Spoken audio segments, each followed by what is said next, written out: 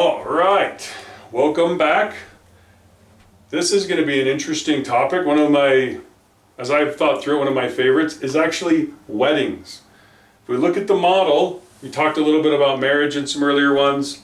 What is the purpose of a wedding and how that purpose has changed over time, and then what the consequences of some of those changes have been? So if you look back at a wedding, of course it would be related to a marriage, right? I mean, the wedding's just really the event and then they are married. Historically, the wedding would bring together people, and you would, like we said before, you'll end up with an infusion of money and tools, and you'll end up with an infusion of the relationships and the groups, and you'll end up with the human stuff with an extra person.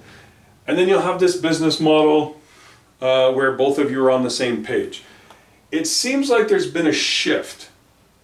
In fact, that's what all the data is suggesting. The shift has been, the wedding used to be essentially trying to launch the couple. As couples are getting older and when they get married, in the US I think it's up to 28 is kind of the average. As they're getting older, some of that's less useful, or some of that actually may be useful, but people are more going for, we want to do a destination wedding, or we want to do a very expensive. We want to spend 10, 20, I've heard, $50,000 to $100,000 on our wedding. Those are on the very high end.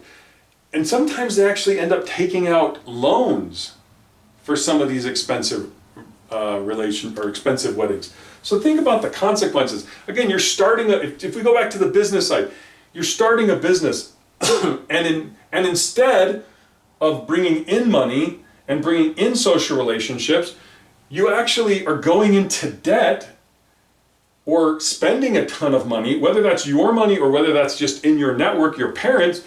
All of a sudden, that's going out the window. You often at these expensive weddings, if you're doing a destination wedding, very few people can come. So you're having a significant reduction in social connections that are being made. And then you've got the human stays pretty the same, but often along this side, it's like the wedding used to be about the couple and helping them launch.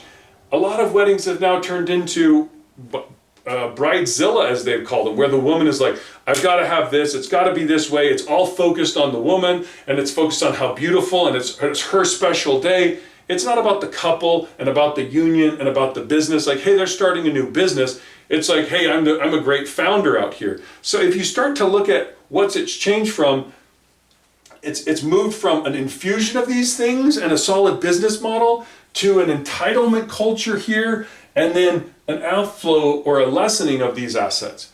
And the data is showing this is not a good thing. There was one graph I looked at that was actually saying the more that is spent on a wedding, the lower chance that it has of success, right? Because as you're spending more, oh, that was such a good thing. Wow, I should do that again. Or wow, we spent all that money. Now we have no money for these other things. So with weddings, it's transitioned from being about the couple and launching them successfully and helping them, to now it's about an individual, usually the bride, and about making sure it's all perfect and having the right destination. It has to be perfect, versus no, it's about the couple and successfully launching them.